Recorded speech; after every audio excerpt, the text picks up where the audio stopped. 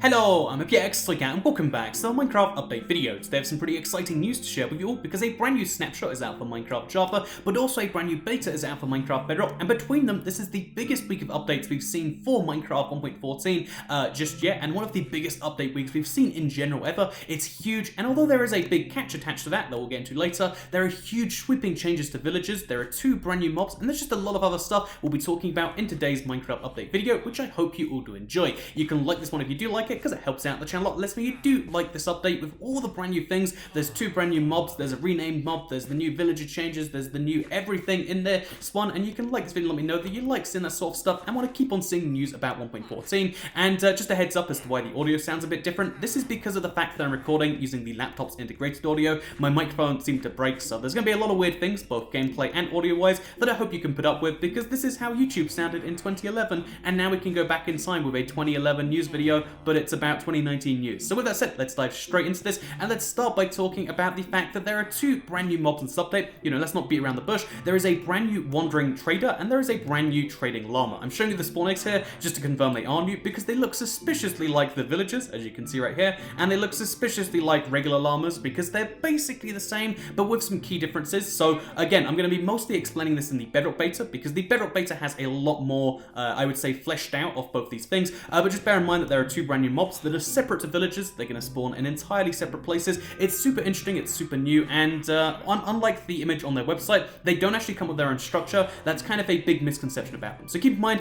there's 2 brand new villagers. There's not a brand new structure to go along with them, but they do not spawn in regular villages. They spawn out in the wild, which is super cool and fun. And you can see, unlike the regular villagers, they're a lot more prepared for the wilderness that they might spawn into. So yeah, that's kind of cool. Also, we have a renamed mob, which I'll show you the spawn egg again, because the Illager beast has been renamed to be called the Ravager, because you know what? He ravages villagers. He doesn't just beast on them, he absolutely ravages them. So yeah, it's super fascinating to see, in my opinion, because again, this is a huge mob that they're going to be updating some more, as we can tell from the Bedrock side of things, but it is just, fascinating to see that they've been renamed and they've accepted that Ravager is now the final name, which I think is a nice enough name, because like I said, it actually does some ravaging. Then we've got 2 other really key, so again, bear in mind the snapshot is much smaller than the beta, but we've got 2 other features and they're both super exciting. So the first one is lanterns. So lanterns have existed for quite a few weeks of snapshots now. However, interestingly enough, is they now have a breaking and placing sound, which I'll show you. So as you all know, that's super exciting stuff. They've now got a sound. It's not a very interesting sound, but in case you're curious as to why they added the sound so much later than adding the art and adding everything else, this is because, again, there's a sound team, there's an art team, and there's the actual programming team in Minecraft for both teams. And obviously in this case, they finished the art and they finished the actual programming behind it before they finished the sound, and the sound just came now. It's not inspiring, but it's not meant to be. It's just nice to see it with a sound in general, though. So yeah, keep that in mind. There's a brand new sound for the lantern. Super major exciting stuff, I do know. And the last one here is a really small technical change, but it's a big one because people hate the composter, right? People absolutely hate it based on my experience, because people think it's meant to be this miracle device. It's meant to be like a fun way to dispose of excess crops. That's what it's meant to be. But the Mojang has listened to the community, saying that it's not useful enough by making it more likely that any given item will fill up a layer. So in case you're curious, a lot of people didn't even realize this, but there were different odds for every single item to fill up a layer of this, and now all of those odds have been massively increased. So stuff like seeds, for instance, which used to have a 10% chance of filling a layer, it used to mean that you'd require about 80 crops on average to actually fill one of these. Now you require much less, on average, again, about 30 seeds or so to fill up and get a bone meal from it. So yeah, now stuff like that is more efficient. Even bread went up significantly, and it means the number of items on average to get a bone meal has gone down. If you think it was useless before, you probably still think it's useless, but it's still nice to see that they've given it a little bit of a buff, so that if you didn't think it was useless, it's even better now. And yeah, just keep in mind, it's not meant to be the end-all solution. It's not meant to be the best way to get bone meal. It's just another way to get bone meal from crops that you already have, which I think it does the job of quite well. Then we've got a bunch of bug fixes, which would usually tell us that we're near the end of the snapshot, because again, we've got fairly few features, and then we've also got the bug fixes in here, but there's a lot more features to come, or at least there's 3 major ones yet to come that we know about, let alone the ones they haven't even come up with. So just keep in mind that even though they're bug fixing, there is still quite a fair few weeks of snapshots to go until this officially comes out for everyone not using Snap snapshots or beta updates. And speaking of beta updates, the Bedrock beta is called 1.10.0.3, as you can see if you read the tiny text at the top of my screen. And yeah, the interesting thing about the Bedrock beta is the fact that it adds so many new features. It's the biggest beta we've ever seen, but like I said earlier, there's a little bit of a twist on that, and that little twist is the fact that most of these features have been seen on Java before, and in a lot of those cases, they're more functional on Java. So for instance, the grindstone, the stonecutter, they're actually more functional on the Java edition than on the Bedrock. So we won't talk about most of these in too much depth because again, we've already spoken about them, and they're more functional in most cases on Java. But yeah, all of the features which were kind of lacking before and just kind of mysteriously missing have mostly come over to Bedrock. So you see, like, okay, we've got all of these brand new things. We've got the rest of the blocks, which is kind of nice, and then we also have, interestingly enough to me, the bark blocks from 1.13, which have just been missing and kind of curiously so, are now finally here. That's right, bark blocks in 1.10. As soon as this comes out, you can expect to actually have the 6-sided blocks, as well as the 6-sided, obviously the strip version of them, which is super nice. But the much more interesting feature that will interest even Java players, in my opinion, is the fact that we have the shield here. So the shield is a really important new feature because it's been missing on Bedrock for 4 years now. It's one of the #1 requests, mostly because people want to see the design of it. But the shield is now on Bedrock, and it works entirely differently. In case you're curious, on Java edition, you right-click and you use your use function on it. On the Bedrock version, because there is really like when you're using touch controls at least, there's no secondary click. The way it works is you actually you crouch, and that's how you use the shield. So this sounds like it's a downgrade, but it's actually a pretty big improvement for 2 reasons. First of all, because we use touch controls just like this, you can see how like even on touch controls, it's really easy to just double tap this middle button on the left here, and oh, boom, we can now just as easily as that tap in and out, and like we can even on mobile devices, you can easily use shields. It's very, very simple. We can sprint and quickly tap into it and then sprint again, and so on and so forth. It's kind of handy. But the other reason this is so handy, if we switch back into the PC controls, as you can see right here, one of the other things that's rather cool is if we put it in our offhand, because it is an offhandable item, one of only about 5 or 6 that exists on Bedrock so far. Basically, the interesting thing is you can have a crossbow fully drawn back, you can crouch, and you can fire this thing. So let's say I really don't like that pig over there, but I also am worried that he might attack me one day because pigs are terrifying. Then you can attack the pig and you'll probably miss because you block a lot of your vision, but still you can fire crossbows and various other things using this method, which makes it an improvement in my opinion. So yeah, that's kind of nice. Then we have the villager trader, which like I said has already come to just came to Java at the same time, but it's a little bit more fleshed out on Bedrock, so we'll explain this version of it because this version will probably make its way over to the Java version. So yeah, the trader villager and the trader llama both have unique designs. They're both technically unique mobs. The only difference with the llama is he has a unique design and he will attack villagers because I guess he's friendly to villagers. He's not just any old llama, he's a villager llama. And then this trading villager is interesting because he won't spawn in any village. Instead, you find him in the wild. Again, there's no structure, just every now and then, randomly, they try to spawn within about 50 blocks radius of you. So in case you're curious as to how it works, every minute there's a chance of one of these spawning within that radius, and every minute they don't spawn, the chance goes up. It caps at about 7.5%, but it means that eventually, statistically speaking, you're going to find one of these. I mean, technically in theory, because it's only a 7.5% chance max, in theory, you could play Minecraft for 1,000,000 years and never run across one of these. It's just that's, less likely than insert very unlikely thing here, black hole destroying the Earth 10 minutes into this video. So yeah, just keep in mind that basically what's going to happen is it's a brand new villager, and the reason that they're so exciting is because they actually offer reasonable trades for interesting items that you previously couldn't get via villagers. So stuff like this, you can see like, do you want to trade for a bucket of tropical fish? You can do so of the Wandering Villager. There's a lot of otherwise non-renewable items, so stuff like, actually lily pad is renewable, but stuff like rose bushes, which previously you could only really get by doing stuff like that, or coral. There's a lot of stuff which you could only get by mining in the wild, which are now renewable, which isn't a big deal for most people, but if you need a huge amount of sand or a huge amount of coral or a huge amount of various other plants which can't be bone milled to perfection, then it's really useful to have the Wandering Trader, which looks like this. It's a villager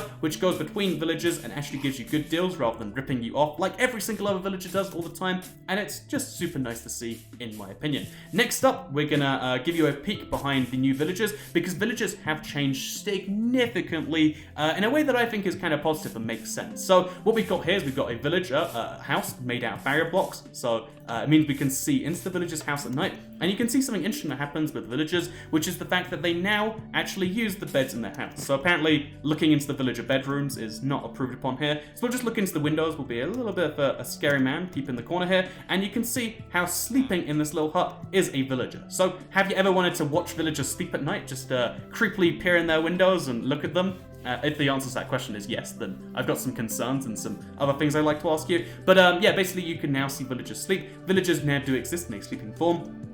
And to me, at least, that's kind of interesting, that you can see villagers go to sleep in Minecraft. Super bizarre. But the other super bizarre... Oh, this guy can't get to his house. It's his bed, it seems. But also the other thing that's interesting about beds is they now represent the spawn count of villagers. Prior to this update, prior to 1.14/1.10, the way it would work is every single door in your village, so doors used to be the metric that determined the number of houses, which is kind of real in the real world, right? Like, every single house in the world, for the most part, has a door. But you know what's more important for a house to have? A bed. It's not a house if you just have a bed. If there's a door to your kitchen, that's not a house, right? Someone can't live in your kitchen, although, I mean, I guess you could. You know, I like I said, I live in London where there's a lot of, you know, weird stuff like that does happen, like cupboards under the stairs. But for the most part, a door doesn't define a house, a bed does. So now beds actually define the spawn cap in villagers.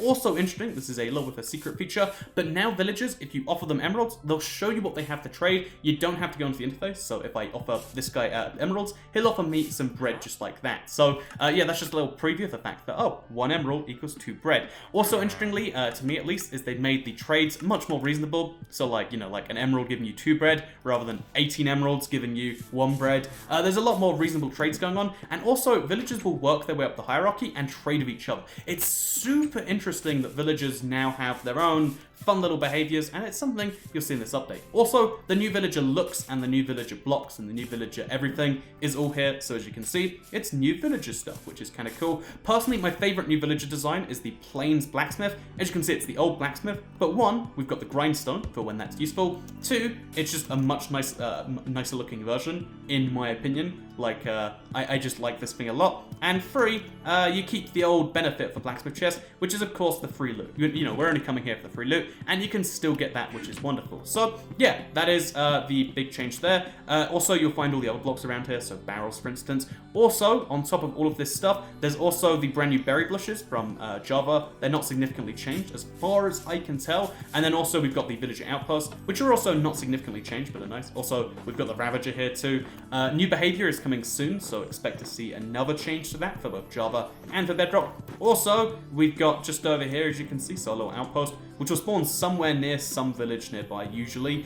Still has the same loot, same, you know, villager status, etc, etc, etc. There's a few Java features which haven't made their way into the Bedrock beta, but most of them have made their way right here, and that's kind of interesting. So, the other kind of key interesting change that you might have spotted in this video, you might not have, it's usually the diamonds and stuff that give it away, is the fact that the Bedrock Edition now has the brand new textures as the default textures. And if you look at them actually, if we go to settings and global resources, you can see how just in here, you'll see how, oh, the classic Minecraft resources, 1.10 is where the new textures become the textures, which means that in the next, you know, 3 to 4 months, whenever this actually comes out for everyone, is when the new textures will be just the default Minecraft textures, which is interesting enough to see. Again, that's happening with 1.14 for Java, and it's happening with 1.10 for Bedrock, which makes me believe this is going to be the big one, because we've got so many new features already. Expect to see next week, by the way, even more features and even more things, both for Java and for Bedrock, and it's just kind of huge and important to see, because there's a lot of features in here. A lot of them are duplicates, but a lot of them aren't. Stuff like, ooh, look at the fireplaces, they're slightly different here.